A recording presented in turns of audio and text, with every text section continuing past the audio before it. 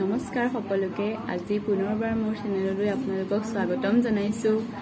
আজি এতিয়া বাজিছে 8:30। আজি ভাবিলোঁ এতিয়াৰ পৰাই মই দিনটো কামখিনি ব্লগিং ৰূপে আপোনালোকলৈ আগবঢ়াম। বহুদিন এনেকৈ ভিডিঅ' কৰাই নাই, কাৰণ মানে কিবা স্পেচিয়েল দিন থাকিলে কৰিবলৈ ভাল লাগে, কিন্তু একেখিনি আৰু আমি তিনিটাহে থাকোঁ, মা মই দেহা, সেইকাৰণে একো ভিডিঅ' কৰা নহয়। আজি ভাবিলোঁ ভিডিঅ'টো ষ্টাৰ্ট কৰি দিওঁ। ন দেহাই এফালে চোৱা, তুমি কোৱা কি কৰিবা দেহাই? এতিয়া দেহাই কি কৰিব? এতিয়া দেহাক জলপান খাবলৈ লৈছোঁ। ন দেহা এই চোৱা এফালে চোৱা, তুমি নমস্কাৰ দিম বুলি কৈছা নহয়, কোৱা নমস্কাৰ। বহিলা আপোনালোকে তেনেহ'লে ভিডিঅ'টো শেষলৈকে চাই থাকিব। ভিডিঅ'টো দিছোঁ দেহা, দেহাই জলপান আমি খাম দেই।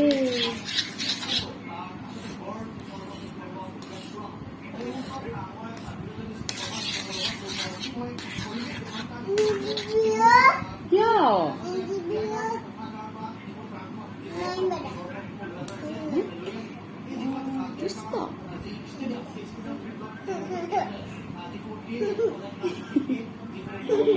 দুষ্ট এইটো দুষ্ট, মন দুষ্ট নেকি?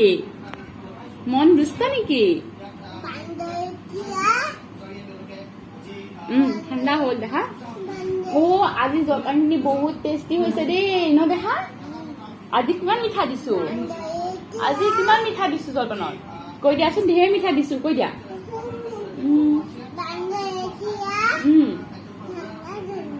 এখন দেশত কি আছিলে? এখন দেশৰ এটা বান্দৰ আছিলে। তাৰ দুটা কি আছিলে? বান্দৰ দুটা কি আছিলে?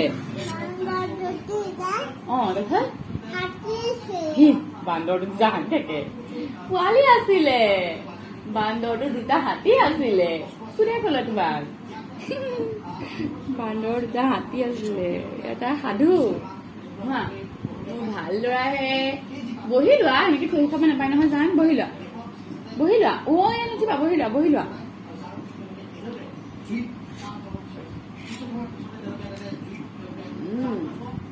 গুড বয়হে মোৰ এইটো নহয়। এইটো কোন?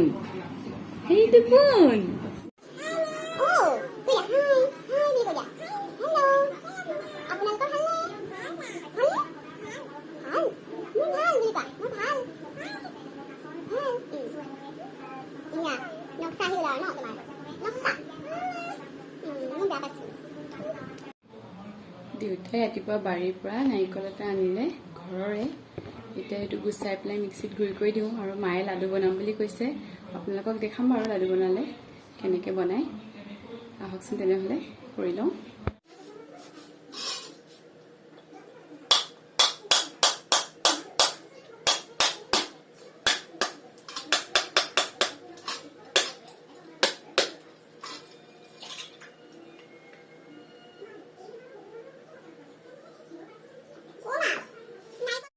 এতিয়া মই নাৰিকলখিনি গুচাই ল'লোঁ।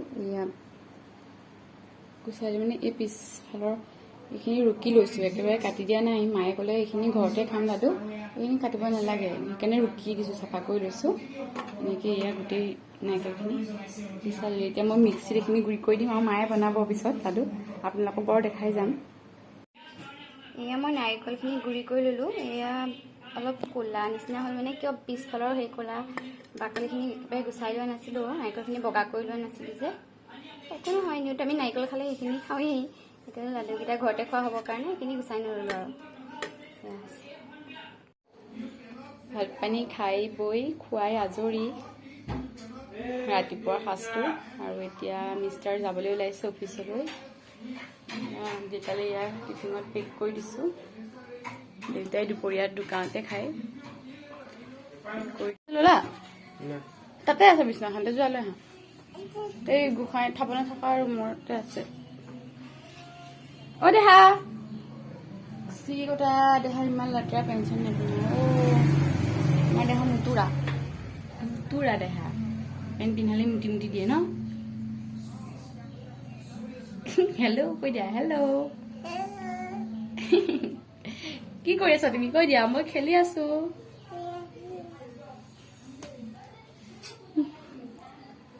খেলি আছো আৰু বদমাছ কৰি আছো কোৱা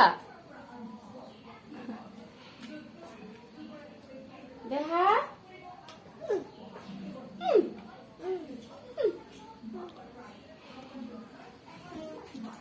Mila.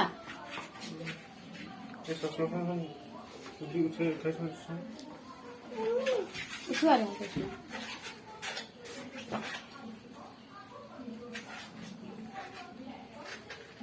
Kau ini ada kisah kenapa buat film? Kakek berapa? Kakek berapa? Mana? Roda saya.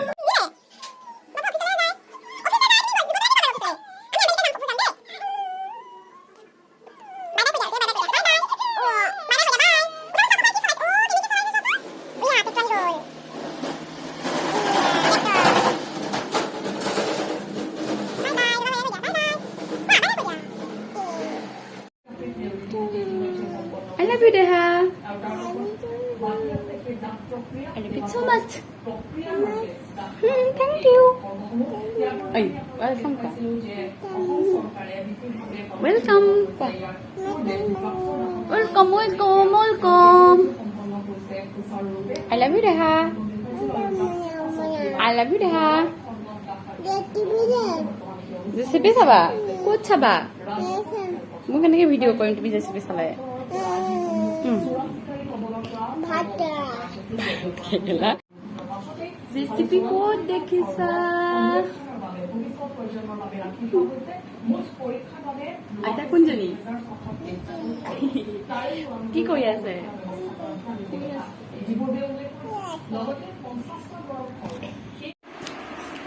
আমি দেহাই মই শুই গৈছিলো ভাত পানী খাই এতিয়া উঠিছিলে আহোতে বাজিলে বাৰু 1:30তে উঠিলো মায়ে ভাত খালে মায়ে এতিয়া শুবলৈ গৈছে আৰু কি হ'ল আমি দেহাই মই শুব যাওঁতেই মায়ে লাডুখিনি বনাই দিলে হৈ গ'ল বনাই পেলাই দেখুৱা নহ'ল আপোনালোকক লাডুখিনিকে দেখাই দিম বাৰু দেহা হা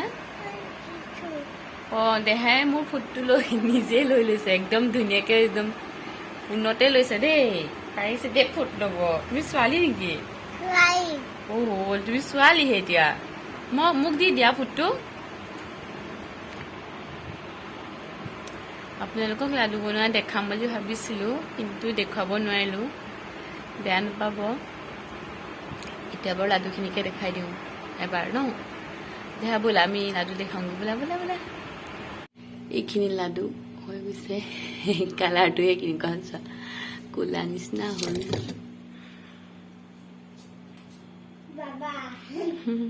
আপোনালোকৰ ওচৰলৈ এটা কথা ক'ম বুলি ভাবি আছিলোঁ এইটো ভিডিঅ'তে কওঁ আগতে কৈছোঁ মই কোনো ধৰণৰ বিতৰ্কৰ কাৰণে এইবিলাক কৰা নাই মোৰ মনৰ কথাটোহে মই আপোনালোকক ক'বলৈ ওলাইছোঁ আজি সকলোৱে গম পাইছে যে বোকাখাটত আজি গড়ৰ খৰ্গ 2400 কেইটা আছিলে 79টা দাহ কৰা হ'ল জ্বলাই দিয়া হ'ল এইখিনি তাৰে 50টা নে 58টা থৈ দিয়া হৈছে কাৰণ সেইকেইটা খৰ্গৰ এতিয়ালৈকে মানে আদালতত কেছ চলি আছে আৰু তাৰে 98টা সংৰক্ষণ কৰি ৰাখিব যিকেইটা ডাঙৰ গড়ৰ খৰ্গ ইয়াতে মই ক'বলৈ বিচাৰিছোঁ যে আমি এইবাৰ আগৰ চৰকাৰতকৈ এইখন চৰকাৰৰ দিনত বাৰু গড় হত্যা বেছি হোৱা নাই বা শুনিবলৈ পোৱা নাই নিউজত হ'লেও সেইটো এটা বহুতেই ভাল খবৰ গড় সংৰক্ষণ এনেকৈ হৈ থাকিব লাগে যাতে কোনো গড় হত্যা নকৰে এনেকুৱাই হ'ব লাগে সেইখিনি বাৰু ভালেই আছে কিন্তু গড়ৰ খৰ্গখিনি জ্বলাই দিয়াটো কিমান দূৰ মানে সেইটো চবেই বাৰু নিউজতো ভাল বুলিয়ে কৈছে ভাল পদক্ষেপ লৈছে বুলিয়ে কৈছে কিন্তু মোৰহে মানে মনটো কিবা এটা যেন জ্বলাই দিব নালাগিছিল বা মনটো তেনেকৈ মানে ভাল লগা নাই জ্বলা দেখি পেলাই খৰ্গখিনি ঠিক আছে কিন্তু মানে যিহেতু অসমখন বিভিন্ন সমস্যাৰে এতিয়া জৰ্জৰিত হৈ আছে তাৰ কাৰণে কৈছোঁ আৰু চৰকাৰো ৰাজকোষত মাজতে শুনিবলৈ পোৱা মতে নিউজত ধনৰ অভাৱ হৈছে আৰু বহু চৰকাৰৰ ওপৰত মানে ধাৰ লাগি আছে তো সেইখিনি এটা ভাল কামত ফটুৱা হ'লে কিজানি মোৰ মনৰ কথাটোহে কৈছোঁ দেই, বেলেগৰ কথা নাজানো আৰু মই একো বিতৰ্কত সোমাবও নিবিচাৰোঁ, কৈছোঁহে। সেইখিনি যদি এনেওতো সেইখিনি মূল্য আছেই, মূল্য আছে কাৰণেই মানে এইবোৰ গড় হত্যা চলি আছিলে। কাৰণ মূল্য নাথাকা হ'লেনো চোৰাংচোৱাকে নি সেয়া কি কৰিলেহেঁতেন, মূল্য আছে কাৰণেই মাৰে গড় সেইখিনি। আৰু মানে আগলৈ যাতে গড় হত্যা নহওক সেইটোৰ ওপৰত কৈছোঁ। মই যেনেকৈ কৈছোঁ এইটো প্ৰচেছ মানে অলপ আগবঢ়াই নিবলৈ চৰকাৰৰ হয়তো সময় লাগিব, তথাপিও সেইটো লাহে লাহে সম্ভৱ হ'লহেঁতেন। কাৰণ যিকোনো এটা হেৰিতে ধৰি লওক আজি এতিয়া অসমত নিবনুৱা সমস্যা কিমান দেখা পোৱা গৈছে ন, বহুতেই আছে। আৰু আজিকালিতো গাঁৱে ভূঞে চাবলৈ গ'লেও চবতেই ল'ৰা ছোৱালীসকল শিক্ষিতই হয়, কিন্তু ধৰি লওক নিবনুৱা সমস্যাটো সেইকাৰণে বাঢ়ি গৈছে, একো কাম মানে নাই। যিসকলে নিজৰভাৱে কৰিছেই তেনেকুৱা। আৰু সেয়া ধৰি লওক সেইখিনি মূল্যৰে গড়ৰ খৰ্গখিনিৰ মূল্যৰে যদি আপোনাৰ এফালৰ পৰা চাবলৈ গ'লে ধৰক নিবনুৱা সমস্যাটো এনেধৰণে দূৰ কৰিব পাৰে, যাতে আমাৰ ইয়াত তেনেকুৱা ধৰক কোনো উদ্যোগ নাই, এনেকুৱা অলপ ডাঙৰ ধৰক উদ্যোগ নাই। তেনেকুৱা যদি চৰকাৰে উদ্যোগ কিবা এটা ধৰক আনিলেহেঁতেন, তাতে ধৰি লওক বহুত ল'ৰা ছোৱালীয়ে কিবা এটা জব কৰি থাকিব পাৰিলেহেঁতেন, তেনেকুৱা হ'লহেঁতেন। মোৰ ফালৰ পৰা কৈছোঁ সেইটো কথা। আৰু এফালৰ পৰা চাবলৈ গ'লে গড়ৰ খৰ্গখিনি জ্বলাই দিলে, যিখিনি গড়ৰ মৃত্যু হ'ল সেইখিনিতো আৰু আকৌ পুনৰ আমি ঘূৰাই নাপাওঁ। আৰু আমাৰ ইমান মূল্যৱান এটা বস্তু এনেকৈ জ্বলাই দিওঁতে মনটোৰ ভিতৰত কোনোবাখিনিত কিবা এটা মানে ৰৈ গৈছে, মানে মনটোৱে মানিব পৰা নাই। ৰ'বচোন দেখা যিয়েই নহওক সেইখিনি মূল্য চৰকাৰৰ বহুতেই মানে সহায় হ'লহেঁতেন, বা জনসাধাৰণৰ হিতৰ বাবে কিবা এটা কৰিবও পাৰিলেহেঁতেন। বাৰু চবৰে নিজৰ ভাৱধাৰা, নিজৰ চিন্তাধাৰা বেলেগ বেলেগ। মোৰ ফালৰ পৰা মই কথাটোহে কৈছোঁ দেই, কাৰোবাৰ ভুল আছে শুদ্ধ আছে সেইখিনি ক'বলৈ নাযাওঁ। আপোনালোকে বাৰু কি ভাবে সকলোৱে বাৰু কমেণ্ট, যিখিনি মোৰ ভিউৱাৰ্ছ তেনেই নগণ্য, কাৰণ মই যিহেতু ইউটিউবত নতুন, সেইসকলে বাৰু কমেণ্ট কৰি জনাবচোন কথাটো কেনেকুৱা ধৰণৰ। বাকী চৰকাৰৰ মানে যিকোনো কামতে বাৰু সহযোগ কৰিম, কিন্তু সেয়াই যিটো মনত ধৰি লওক অকল ফুৰধনি লাগি থাকে সেইটো কথা মই ব্যক্ত কৰিছোঁ। আপোনালোকে জনাবচোন কি হয় কথাটো, আচলতে হয়নে নহয় কথাটো এনেকুৱা ধৰণৰ। আৰু এটা নিউজত দেখিবলৈ পোৱা গৈছে, আমাৰ মুখ্যমন্ত্ৰী ছাৰে কৈছে যে হিমন্ত বিশ্ব শৰ্মা ছাৰে কৈছে যে এইখিনি দেখাৰ পিছত, আজি যিটো পদক্ষেপ ল'লে এইখিনি দেখাৰ পিছত চোৰাং চিকাৰীসকলৰ নিজৰে হত্যা হৈ যাব। মানে তেওঁলোকে দেখিব যে তেওঁলোকে নিজৰ জীৱন মানে নিজৰ জীৱনটো মানে একো চিন্তা নকৰি তেওঁলোকে গড় হত্যা কৰে এইখিনি খৰ্গৰ কাৰণে। আৰু আজি এইখিনি দেখাৰ পিছত চিকাৰীসকলে নিজেই ভাবিব একো খৰ্গৰ মূল্য নাই, বা তাৰ কোনো ধৰণৰ মেডিচিন বনাব নোৱাৰি, বিশেষ গুণ নাই গড়ৰ খৰ্গত। সেইখিনি চোৰাং চিকাৰীসকলে গম পাব আৰু গড় হত্যা নকৰিব সেই বুলি কৈছে। কিন্তু যদি এইখিনি আজিৰ পদক্ষেপটো দেখি পেলাই তেখেতসকলে আৰু কোনোদিন গড় হত্যা নকৰে বা খৰ্গ কাটি লৈ নাযায়, তেতিয়াহ'লেতো এইটো বহুতেই ভাল কথা। কিন্তু যদি এই প্ৰগ্ৰেমটো যদি দেখাৰ পিছতো গড় হত্যাটো বন্ধ নহয়, বা মানুহৰ মনৰ ভাৱ সলনি নহয় যে গড়ক আমি জীয়াই ৰাখিব লাগে, হত্যা কৰিব নালাগে, তেনেকুৱা ধৰণৰ চিন্তা যদি যিসকলে ক্ৰাইম কৰে সেইসকলৰ মনলৈ নাহে, তেনেহ'লে আজিৰ পদক্ষেপটোৰ অৰ্থ কি? মানে কিয় এইখিনি এনেইতো হ'ল, জ্বলোৱা এনেই হোৱাৰ নিচিনাই হ'ব যদিহে গড় হত্যা আগলৈ হৈ থাকে। এইখিনি ক'বলৈ আছিলে। আৰু মুখ্যমন্ত্ৰীদেৱে কৈছে যে গড়ৰ খৰ্গ বিক্ৰী কৰি চৰকাৰ নচলাওঁ। এইটো ঠিকে আছে বাৰু, সেইটো কৰিলে গড়ৰ খৰ্গ বিক্ৰী কৰি কিবা এটা চৰকাৰে পদক্ষেপ লোৱা হ'লে সেইখিনি মূল্য দি, তেতিয়া হয়তো এচাম মানুহে সমালোচনা কৰিলে হয় চৰকাৰে গড়ৰ খৰ্গ বিক্ৰী কৰিহে মানে এখন চৰকাৰখন চলাইছে বুলি দেই।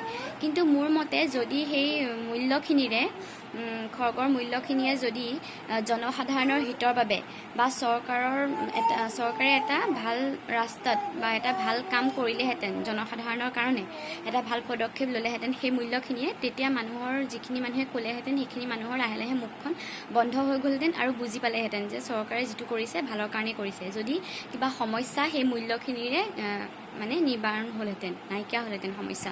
কাৰণ আমাৰতো বিভিন্ন সমস্যা আছে আৰু সেইখিনি মানে পূৰাবলৈ বা সেইখিনি ঠিক কৰিবলৈ বহুত অৰ্থৰ প্ৰয়োজন। সেইটো কাৰণে কৈছোঁ মই। তেতিয়া যিখিনি মানুহে সমালোচনা কৰিলেহেঁতেন চৰকাৰক, লাহে লাহে কামখিনি যেতিয়া কৰি আহিলেহেঁতেন জনসাধাৰণৰ হিতে, তেতিয়া নিজেই সেইখিনি মানুহৰ মুখখিনি বন্ধ হৈ গ'লহেঁতেন, মই ভাবোঁ দেই সেইখিনি। এতিয়া বাৰু গড়ৰ খড়গৰ কথা সামৰিছোঁ, আন এটা বেলেগ কথালৈ আহিছোঁ। এইবাৰ শুনিবলৈ পোৱা গৈছে নহয়, হয়েই এইবাৰ পূজাত মানে যিসকল মানুহ যায় চাবলৈ সকলোৰে ক'ভিড বেজী লোৱা দুইটা বেজো সম্পূৰ্ণকৈ লোৱা চাৰ্টিফিকেট দেখাব লাগিব। লগতে আৰু যিবোৰ বাকী নিয়ম আপোনালোকে জানি দূৰত্ব বজাই ৰাখিব লাগিব এজনে আনজনৰ পৰা, বা মাস্ক পৰিধান কৰিব লাগিব। সেইখিনি নিয়মটো আগৰ পৰাই চলি আহিছে বাৰু, ঠিকে আছে, সকলোৰে ভালৰ কাৰণে ৰাইজৰ হিতে এইখিনি নিয়ম জাৰি কৰা হৈছে, ভালেই কৰিছে। কিন্তু এফালৰ পৰা চাবলৈ গ'লে অকল জনসাধাৰণেই এই বেমাৰটো বিয়পাইছেনে? আপোনালোকে চাওক, এতিয়া সন্মানীয় প্ৰধানমন্ত্ৰীদেৱৰ জন্মদিন উপলক্ষে যিখন মেলা হৈ গ'ল সিদিনাখন সকলোৱে দেখিছে, তাত কিমান মানুহৰ মানে জনসমাগম হৈছে। সেই তাৰ পৰা কি ক'ভিড নাবাঢ়িব নেকি? নে আজিৰ দিনটোত যিখিনি কাৰ্যসূচী কৰিলে খৰ্গ দাহ কৰিবৰ কাৰণে তাতো কিমান মানুহ হৈছে? মই বাৰু আপোনালোকক ইয়াত ফটো দি দিম, চাব কিমান মানুহ হৈছে। কিন্তু এজন মানুহৰ বাহিৰে কাৰো মুখত মাস্ক পৰিধান নাই, আৰু দূৰত্বটো কোনো বজাই ৰখাৰ কথাই নাই, দেখা পাইছে আপোনালোকে। এইখিনি কিমান দূৰ মানে ভাল হৈছে কথাখিনি, নে জনসাধাৰণেই এইটো বেমাৰটো বেছি বিয়পাইছে? চাওকচোন বাৰু, এইটো হয়নে নহয় কথাটো, এইটো দেখি পেলাই ক'লোঁ আৰু। ঠিক আছে, ইয়াতে এইখিনি কথা কওঁতে যদি ইয়াত কিবা ভুল ভ্ৰান্তি হৈছে আপোনালোকে ক্ষমা কৰি দিব। ইয়াত মই কাৰো পক্ষলৈ কথাখিনি কোৱা নাই, মোৰ মনত যিখিনি কথা আহিছে সেইখিনি আপোনালোকৰ ওচৰত ব্যক্ত কৰিছোঁ। ঠিক আছে তেনেহ'লে। এইখিনিতে মোৰ আৰু এটা কথা মনলৈ আহিছে, আপোনালোকৰ আগত শ্বেয়াৰ কৰোঁ বুলি ভাবিছোঁ। আজি যে গড়ৰ খৰ্গখিনি দাহ কৰা হ'ল, তাৰ সলনি মানে গড়ৰ খৰ্গখিনি পৃথিৱীৰ বিভিন্ন দেশলৈ যদি অলপকৈ পৃথিৱীৰ বিভিন্ন দেশৰ মিউজিয়ামখিনিলৈ যদি পঠাই দিয়া হ'লহেঁতেন, তেনেহ'লে বিভিন্ন দেশত আমাৰ অসমখনে মানে ৰিপ্ৰেজেণ্ট কৰিলেহেঁতেন, সকলোৱে জানিলেহেঁতেন যে অসমত এশিঙীয়া গড়ৰ খৰ্গ বিখ্যাত। সেইটো কাম কৰা হ'লেও ভাল লাগিলহেঁতেন। এইটো বাৰু হয়নে নহয় আপোনালোকে বাৰু জনাবচোন মতামতটো কমেণ্টত। এতিয়া বাজিছে 7:30 আৰু মই ভাত বনাবলৈ আহিলোঁ পাকঘৰলৈ। আজি মিষ্টাৰে মাছ আনিলে, এফালে মাছ ভাজি আছোঁ, আৰু মাংসও আনিছে অকণমান বনাব লাগিব। আমি আজি মানে সন্ধিয়া ওলাই গৈছিলোঁ, কেইটা দেহা মই মিষ্টাৰ সখী ঘৰলৈ গৈছিলোঁ। এয়া ভিডিঅ' কৰা নহ'লেই উৎপাততে, তাৰ পৰা আহি এতিয়া ভাত বনাবলৈ লৈছোঁ। আৰু আজি চাগে ভিডিঅ'টো অকণমান দীঘলেই হ'ব, যিমান পাৰোঁ মই অলপ ছুটি কৰিবলৈ চেষ্টা কৰিম। ঠিক আছে তেনেহ'লে, চাই থাকক শেষলৈকে। মই মানে মিছোত দেহালৈ বস্তু এটা অৰ্ডাৰ কৰিছিলোঁ। আজি বস্তুটো আহিলে এসপ্তাহমানৰ পিছতহে আহিছে, আৰু মই বস্তুটো আমাৰ দোকানতে দিবলৈ ক'লোঁ, দিলে। মই ভাবিছিলোঁ মই আপোনালোকৰ আগত আনবক্সিং কৰিম বুলি।